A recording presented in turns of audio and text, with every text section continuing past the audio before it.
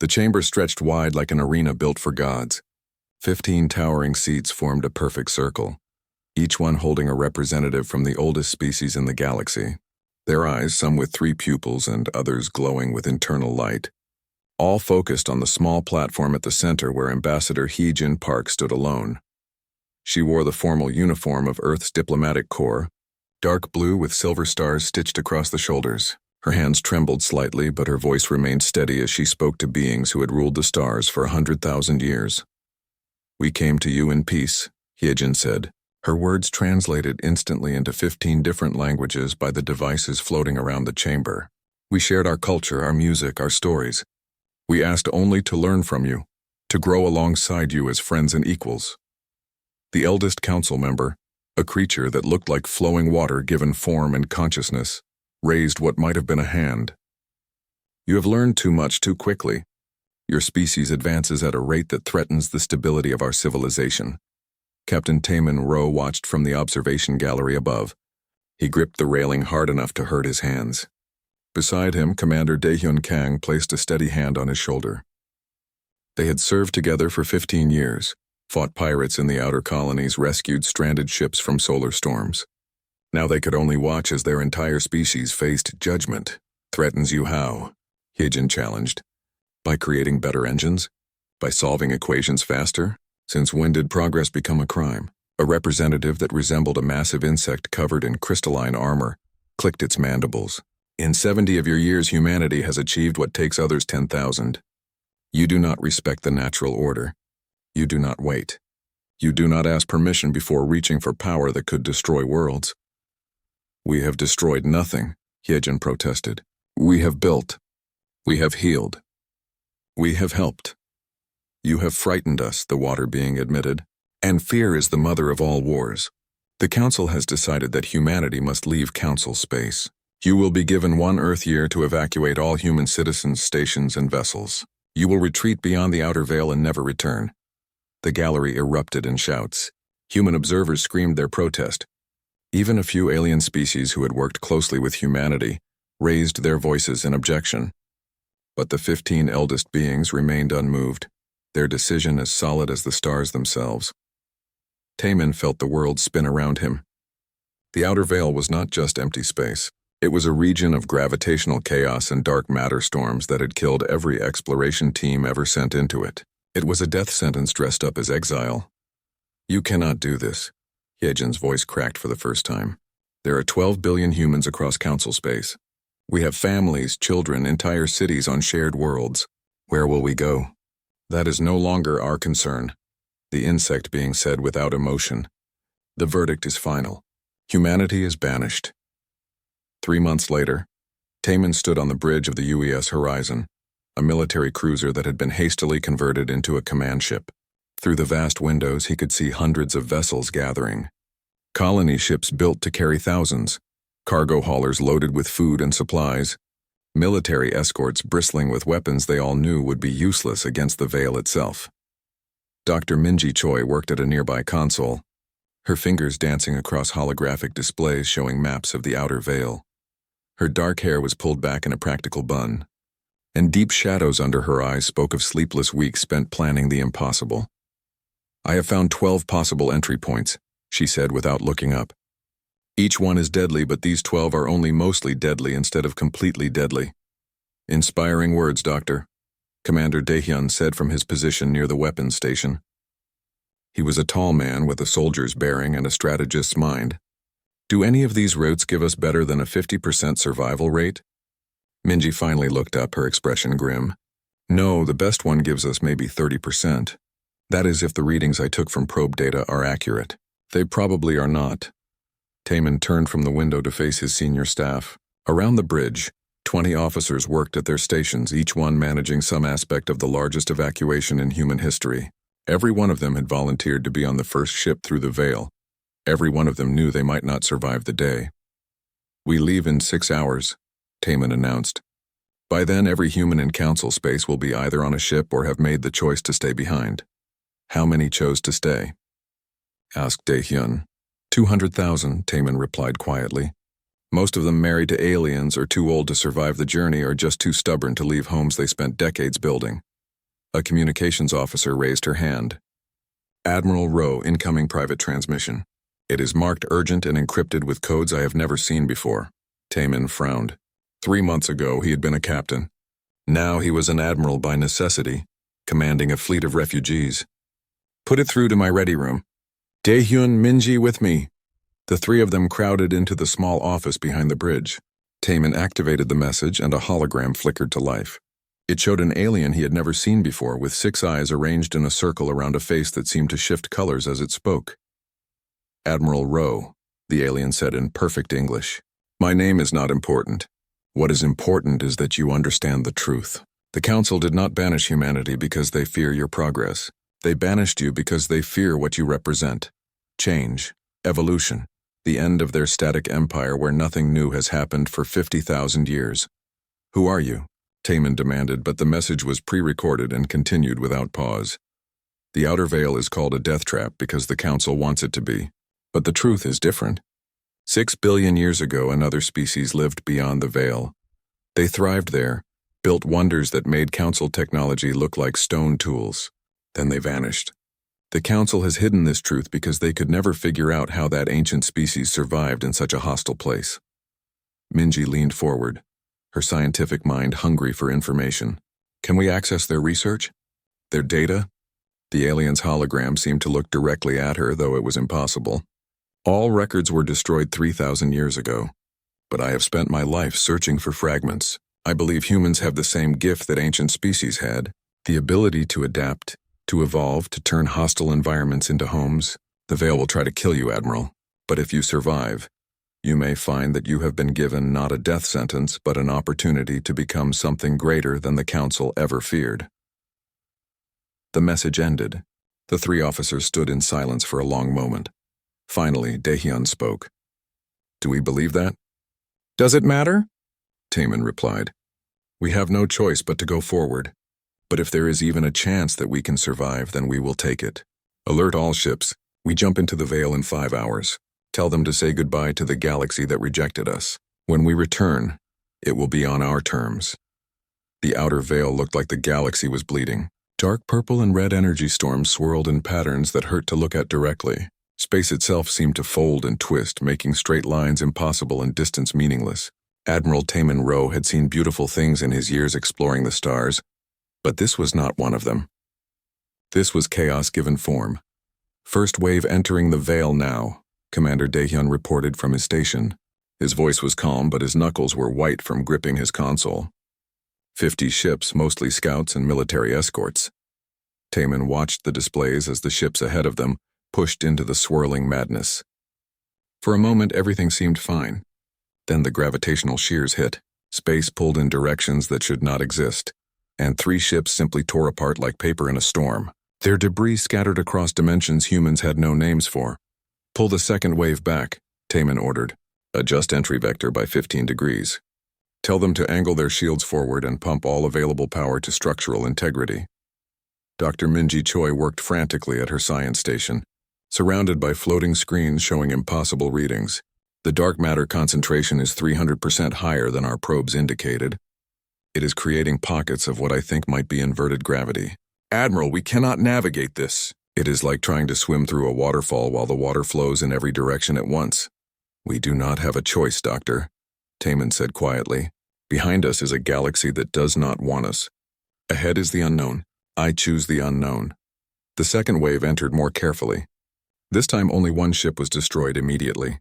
But as the fleet pushed deeper into the veil, the casualties mounted. Ships lost power and drifted into gravity wells that crushed them flat.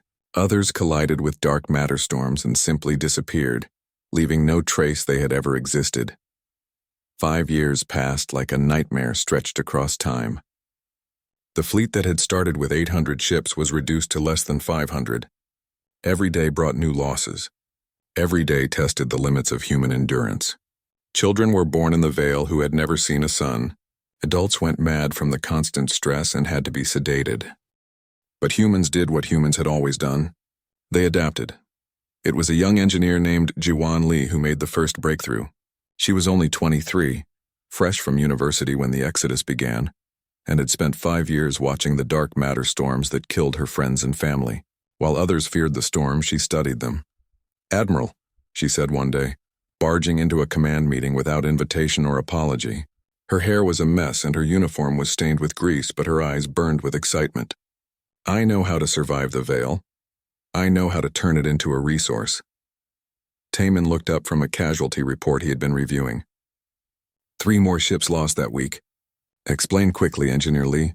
Jiwan pulled up a hologram showing a dark matter storm. "We have been treating the storms like enemies.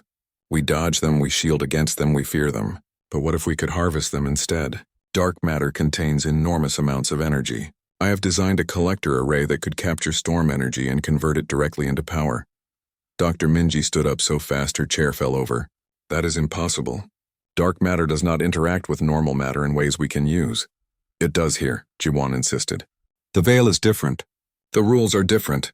I have been running secret tests on our power collectors for 3 months. I have been stealing energy from the storms without anyone noticing.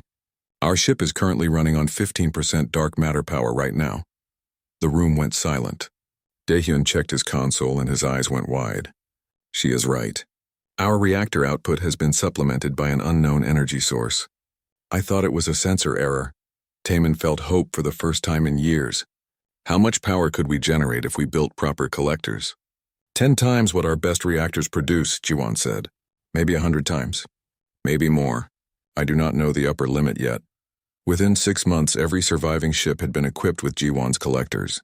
The fleet stopped running from the storms and started chasing them. Power became abundant. Ships that had been running on emergency reserves suddenly had energy to spare. Then Captain Sung Ho Nam found the void.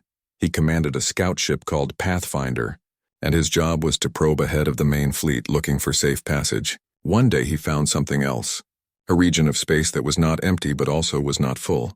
It existed in the space between spaces, a pocket of stability in the chaos of the Veil. "Admiral, you need to see this," Sung Ho transmitted back to the horizon. "I cannot explain it properly. You just need to see it."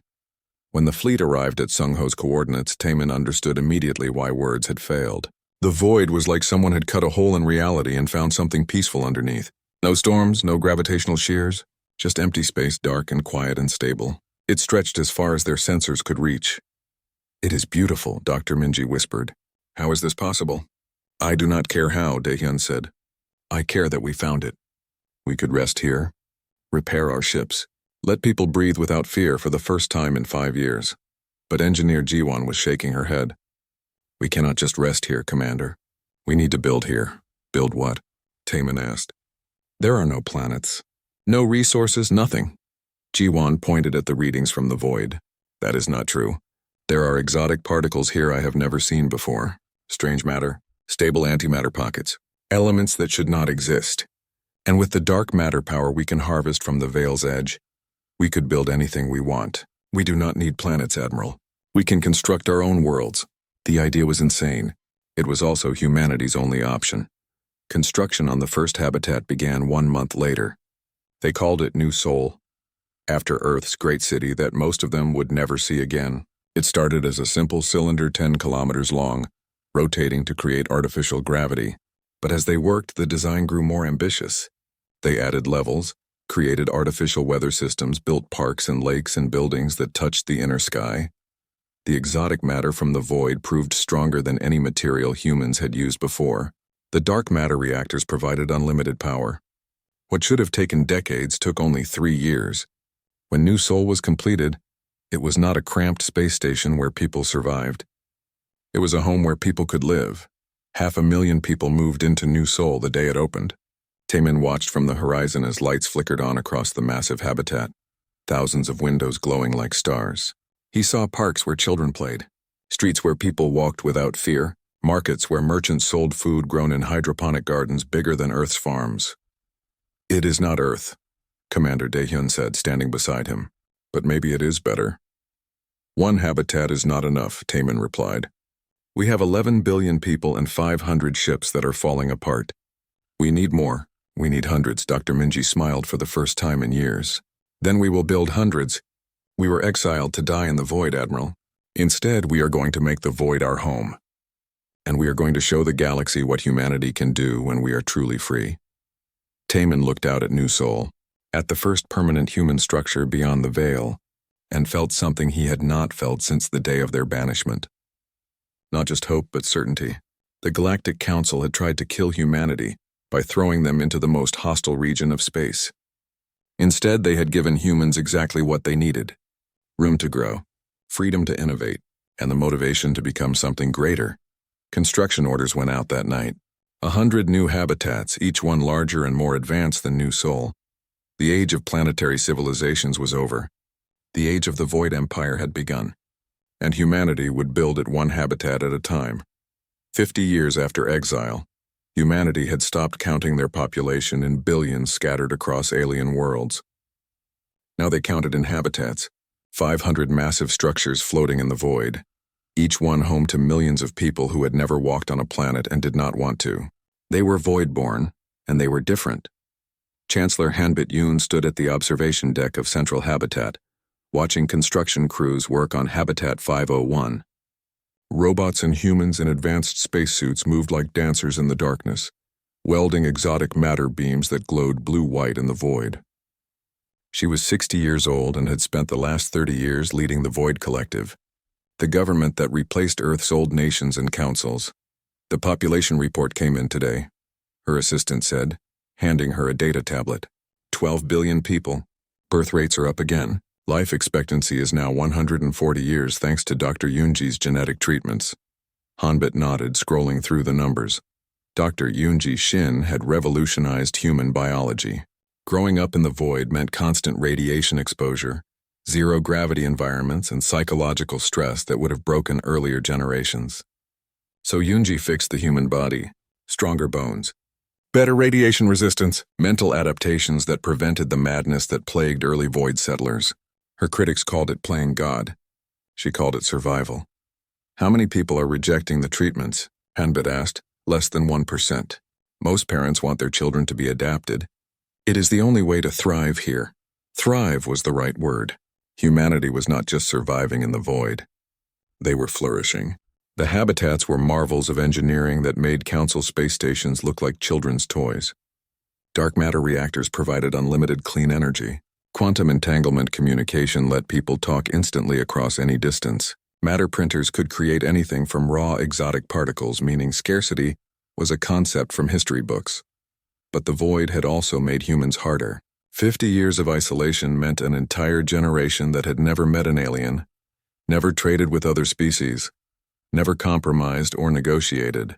They only knew that the galaxy had thrown their grandparents away to die, and their grandparents had built paradise from nothing. Fleet Admiral Daehyun Kang represented that generation. He was 80 years old but looked 50, thanks to the genetic treatments. He had been a young commander during the Exodus. Now he controlled the most advanced military fleet humanity had ever assembled. Ships designed not to explore but to defend the void against any threat. Chancellor, Daehyun said, entering her office without knocking. He had earned that privilege after decades of service. We received another transmission from Council Space. 5th one this month, Hanbit sighed. The Galactic Council had been trying to contact humanity for 10 years, ever since their sensors detected the massive energy signatures coming from beyond the veil. Their messages ranged from scientific curiosity to thinly veiled threats demanding answers. Humanity had ignored them all. What do they want this time? Help, Daehyun said simply. He pulled up a holographic display showing a sector of Council space near their borders. Border colonies are being attacked by an unknown species. Entire worlds going silent. The Council's fleets cannot stop them. They are desperate enough to ask us for assistance. Good, Hanbit said coldly. Let them be desperate. Let them feel what we felt. Chancellor, a new voice interrupted. Ambassador Somin Kwan entered the office, her expression urgent. We cannot ignore this. If the Council is truly facing an extinction-level threat, and we have the power to help but choose not to, what does that make us? Hanbit turned to face the younger woman. Somin was part of a new department. First contact specialists trained to eventually re-establish relations with the galaxy, except Hanbit had no intention of re-establishing anything. The void was humanity's home now. The galaxy could burn for all she cared. It makes us survivors, Ambassador. It makes us practical. Why should we risk our people for species that banished us to death? Because we are better than they are, Somin replied. Because we have the power to save lives and choose not to use it. That makes us no different than the council that exiled us. The argument might have continued, but an alarm suddenly blared across the habitat.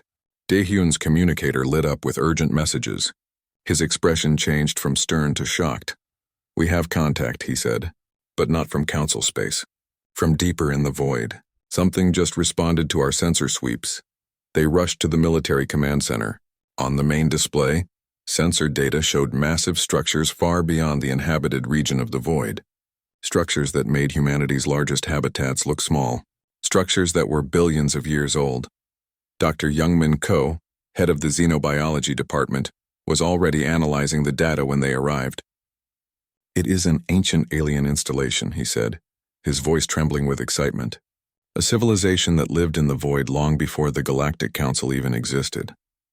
The scans indicate technology so advanced that I cannot understand half the readings. Chancellor, this could change everything we know about life in the void. Can we access it?" Hanbit asked. "An expedition is already being assembled," Admiral Daehyun replied. "I am leading it personally."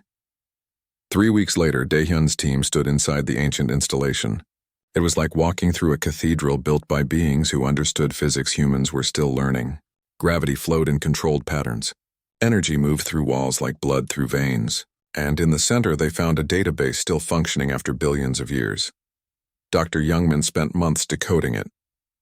What he found changed humanity's understanding of their place in the void. The ancient species had been called the Veyron. They had evolved in the void, adapted to it naturally over millions of years. They had built an empire that stretched across dimensions the Galactic Council did not even know existed. They had reached a level of technological advancement that made them nearly godlike. Then they had simply left, ascending to a higher plane of existence, leaving their installations behind as gifts for whoever came next. The knowledge they left behind was staggering. Weapons that could crack planets. Shields that could stop supernovas. FTL drives that made current technology look like walking. Zero-point energy manipulation that made dark matter reactors obsolete. Nanomachines that could rebuild matter at the atomic level. "We could conquer the entire galaxy with this technology," one of Daehyun's officers said quietly as they reviewed the findings. "Or we could save it." Ambassador Soman replied. She had joined the expedition and stood looking at holographic displays showing Veyron weapons specifications. "The Council is facing a threat they cannot defeat. We now have the power to face that threat easily. The question is, what kind of people do we want to be?"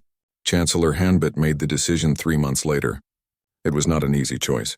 She called a vote among all 12 billion citizens. The question was simple. Should humanity help the Galactic Council despite their past crimes against us? The vote was close. 7 billion said yes. 5 billion said no. Democracy had spoken. "Prepare a response to the Council's request," Hanbit ordered. "Tell them we will help. But we have conditions. Full recognition of the Void Collective as a sovereign power. Reparations for the Exodus. A formal apology from the Council, and seats at their table, with full voting rights." "They will never accept those terms," Daehyun warned. Hanbit smiled coldly. "Then I guess we will find out how desperate they really are. In the meantime, begin reverse engineering Veyron weapons technology. I want a fleet ready to deploy in 6 months. If we are going to save the galaxy, we are going to do it on our terms." Ambassador Somin received the Council's response 2 weeks later. It was 1 word long. Agreed. The galaxy that had banished humanity now needed them to survive. And humanity, against all odds and despite all reason, had chosen to answer that call, not out of forgiveness but out of something more powerful. The belief that having power meant using it for something greater than revenge. The void had made humanity strong. Now it was time to show the galaxy what strength truly meant. Commander Ji-hoon Park stood on the bridge of the UVS Pathfinder 2, staring at the wreckage of what used to be a thriving colony world. 30 million people had lived here last week. Now there was nothing but debris and silence. The planet's surface was stripped clean, like someone had erased everything down to the bedrock. He was 28 years old, grandson of Ambassador Heejin Park, who had stood before the Council during the exile. She had died 20 years ago, but her journals had shaped his childhood. She had written about hope, about believing humanity could prove itself to the galaxy. Ji-hoon had grown up thinking those were naive dreams. Now, staring at a dead world, he realized they might have been prophecies. "Scan for survivors," he ordered. His crew worked silently, but their instruments found nothing. No life signs, no structures, nothing. "Commander, we have incoming ships," his tactical officer reported. "Galactic Council fleet, what is left of it?" 7 ships limped into the system. They had been beautiful once, sleek vessels covered in the artistic designs each council species favored. Now they were burned and broken, held together by emergency fields and desperation. The lead ship's captain contacted Ji-hoon immediately. "Human vessel," the alien captain said in accented English. His species looked like crystals given life, and right now those crystals were cracked and dim. "You should not be here. The Vraken could return at any moment." "The Vraken?" Ji-hoon asked. "That is what attacked you?" "Machine hybrids from dark space," the captain explained. "They consume biological matter and technology both. We have lost 40 colony worlds in 3 months. Our weapons do nothing to them. Our shields might as well be paper. If you value your life, human, you will run back to whatever hole your people crawled into." Ji-hoon felt anger rise in his chest. "We did not crawl into a hole. We built a civilization, and we came here to help." "Help?"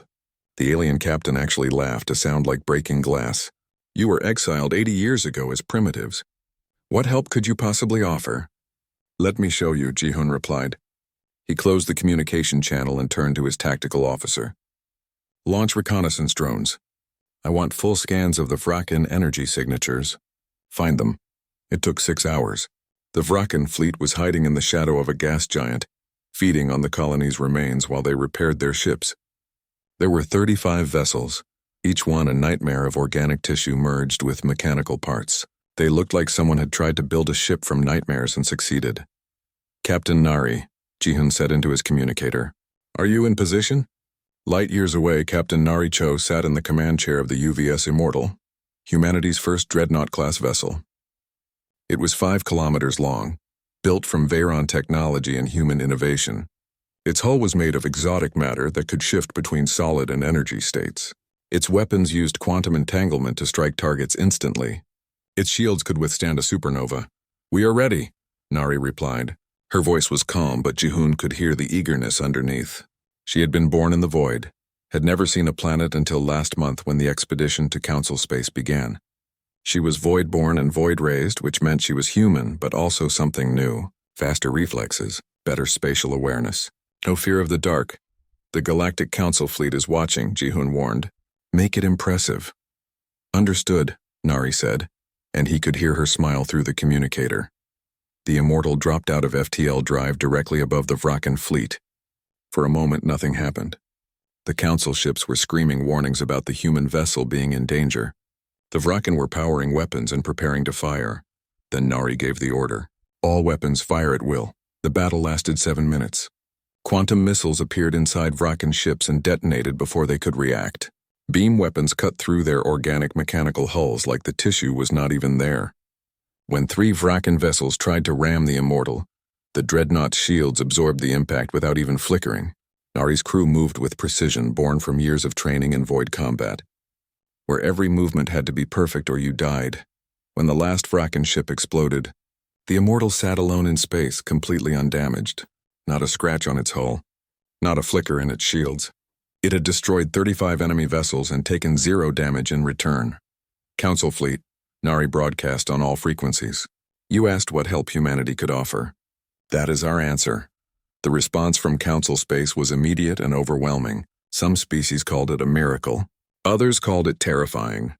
Everyone wanted to know how humanity had become so powerful in just 80 years of exile. Back in the Void Collective, the response was more complicated.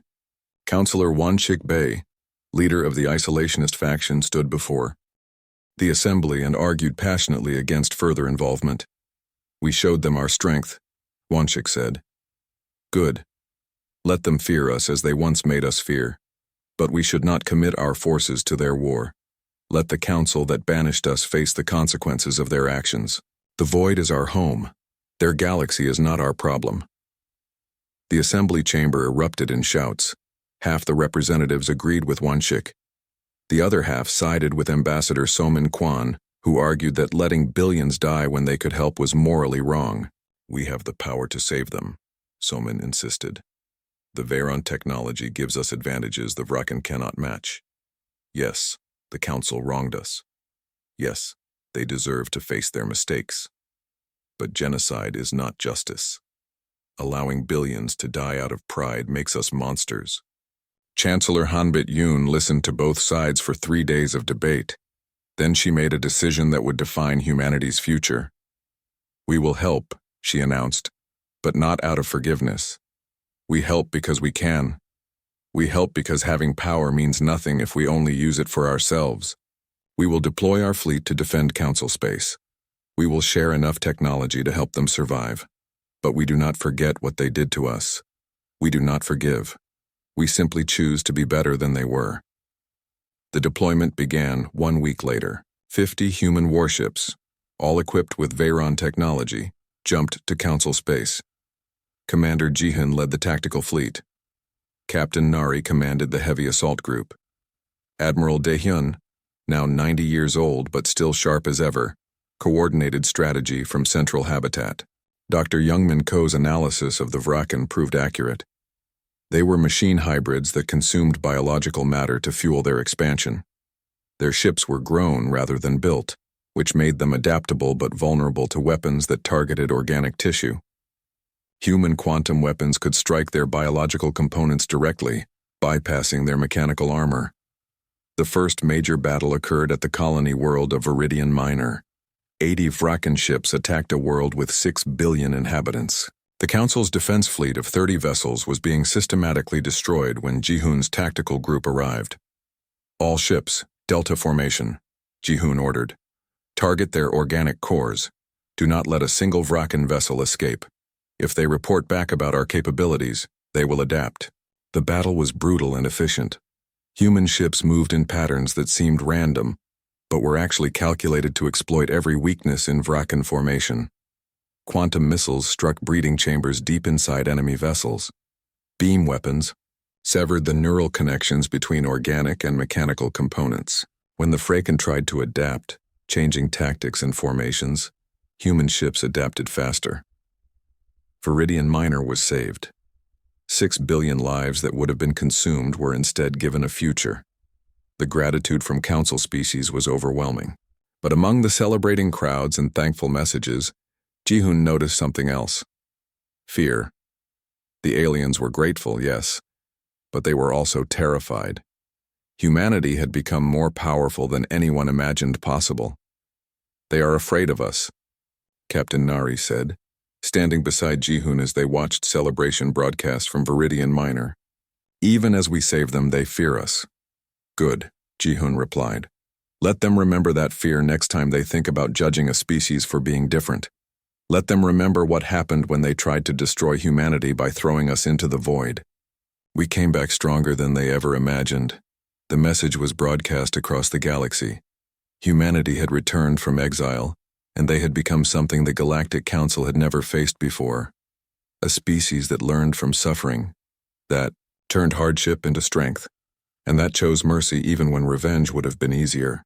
The void had forged humans into something new. Now the galaxy would have to accept them as equals whether they liked it or not. The Vraken War lasted 15 years. 15 years of battles across 100 star systems. 15 years of humanity, proving that exile had not destroyed them but transformed them into something greater. When the Vraken Queen finally surrendered, transmitting her submission across all frequencies, the galaxy changed forever. Empress Soo-Hyun Ro stood on the bridge of the UVS Eternity, flagship of humanity's Grand Fleet, and watched the formal surrender ceremony. She was 35 years old, great-granddaughter of Admiral Taemin Ro, who had led the Exodus. Where her ancestor had been a military man thrust into leadership by necessity, Soo-Hyun had been born to rule. She had been educated in strategy, diplomacy, history, and war. The void had made her people strong. She would make them wise. The Vraken fleet is standing down, reported her tactical officer. All hostile vessels are powering down weapons and surrendering to joint human council forces. Accepted, Soo-Hyun said. Inform General Haeun that she can begin processing the prisoners. Make sure they are treated according to the Void Accords. They fought for survival, same as we once did. General Heian Jiang commanded the joint military force, a combined fleet of human and alien vessels working together for the first time in galactic history.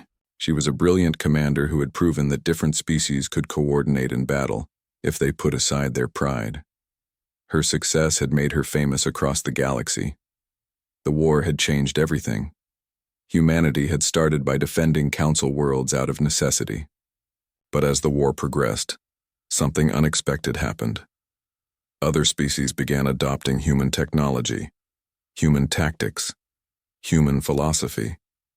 The static galactic civilization that had existed unchanged for 100,000 years was transforming, and humanity was the catalyst. Ambassador Kyungmin-oh waited in the diplomatic section of the Eternity, preparing for the most important meeting in human history. Tomorrow, the reformed Galactic Council would convene for the first time in its new configuration. Humanity would not just have a seat at the table. They would have 3 seats, same as the founding species, and the council itself would be different, with representatives from 50 species instead of 15. "Are you ready for tomorrow?" Elder Minho Choi asked, entering the diplomatic section. He was 70 years old, son of the legendary Dr. Minji Choi, who had discovered how to harvest dark matter energy. He had spent his life preserving humanity's history, making sure the younger generations never forgot the exile and what it taught them. "I am nervous," Kyungmin admitted. "We are about to reshape galactic civilization. The pressure is enormous." "My mother used to say that pressure creates diamonds," Minho replied. "The void created pressure. We became diamonds. Now we get to share what we learned." The next day, the reformed Galactic Council met in a new chamber built specifically for this moment. Instead of 15 towering seats arranged in a circle of judgment, there were 50 seats arranged in a sphere, each one equal to the others. The old system of elder species ruling over younger ones was gone. In its place was something new, a democracy of civilizations. Empress Su Yun addressed the council first.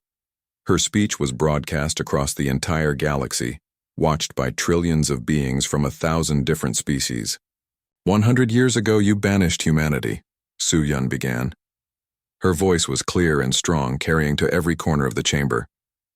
"You feared our progress. You feared change. You threw us into the void expecting us to die, and you slept easy thinking the problem was solved. But we did not die. We thrived. We built an empire in the darkness. We discovered technology you thought was lost. We became strong enough to save you when you faced extinction." She paused, letting the words sink in. Every representative in the chamber knew she spoke truth. The war had proven beyond doubt that humanity was now the most powerful military force in the galaxy. The question was what they would do with that power. "We could have let you die," Su Yun continued. "Many of my people wanted exactly that. They argued you deserved to face the consequences of your actions. But we chose differently. We chose to help. Not because we forgave you, not because we forgot, but because we learned something in the void that you never understood in 100,000 years of ruling the galaxy." "What lesson?" asked the representative from the species that resembled flowing water, the same being that had pronounced humanity's exile a century ago. "That true strength is not measured by weapons or technology," Su Hyun replied. "It is measured by choices. The choice to build instead of destroy. The choice to share instead of hoard.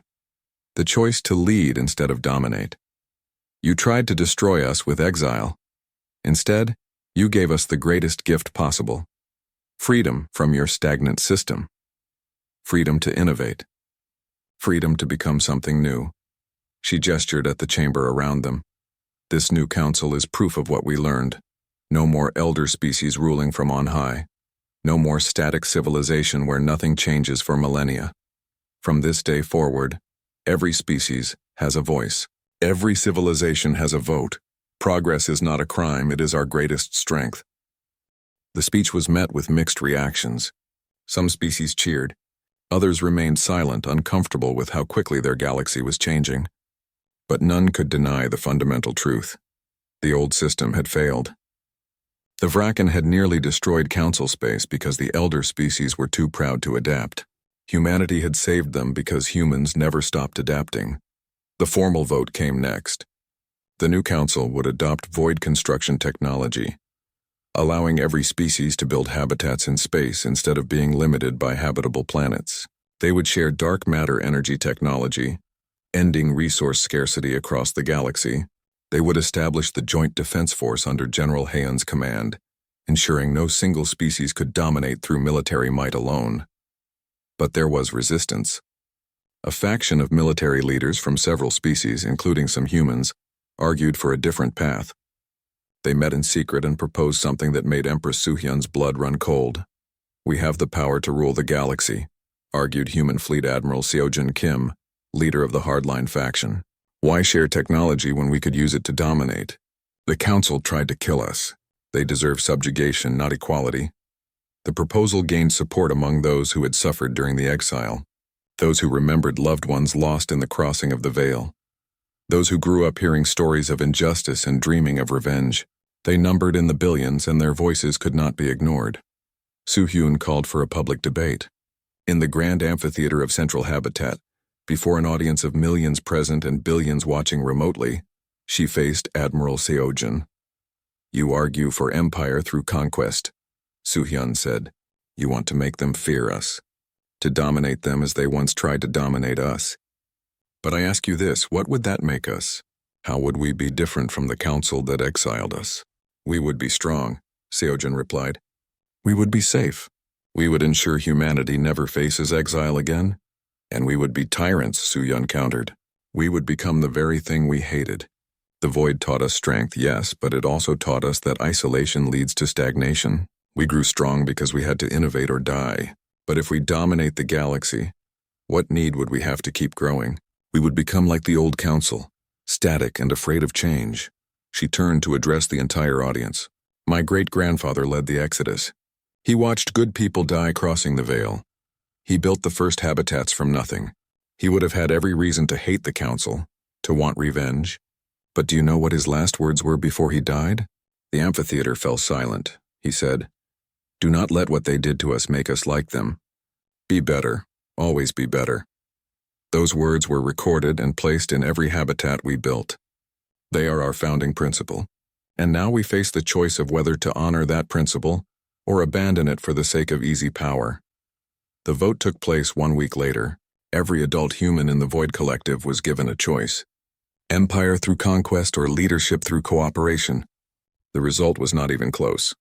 87% voted for cooperation. The hardliners like Admiral Seojin accepted defeat gracefully, understanding that democracy meant accepting outcomes you disagreed with. 5 years after the war ended, Ambassador Kyungmin-oh stood on the surface of Viridian Prime, the world where humanity had been judged and exiled a century ago. But she was not there for revenge. She was there for a ceremony. "On this spot," she announced to the gathered crowd of humans and aliens alike, "the Galactic Council pronounced humanity's exile. Today on this same spot we dedicate this memorial to all those who died in that exile, and to the vision that brought us back not as conquerors but as partners." The memorial was a massive structure made of exotic matter from the void. It showed human ships crossing the veil, struggling and dying and surviving. It showed the construction of the first habitats. It showed the war against the Fracken. And at the center it showed the moment of choice: humanity deciding to help those who had wronged them. "We do not build this memorial to forget what was done to us," Kyungmin continued. "We build it to remember. We remember that persecution can lead to strength. We remember that exile can lead to innovation. And most importantly, we remember that having power means nothing if we use it only for ourselves." Elder Minho Choi stepped forward, now 75 years old but still sharp. "I have preserved the complete archives of humanity's journey. From exile to empire, from victims to leaders. I am donating these archives to the new Galactic Library, so that every species can learn from our story, so they can understand that true empire is not built on conquest. It is built on the choice to lift others up rather than push them down." The ceremony ended with a moment of silence for those lost during the exile. Then celebration erupted, humans and aliens mingling freely, sharing food and music and stories.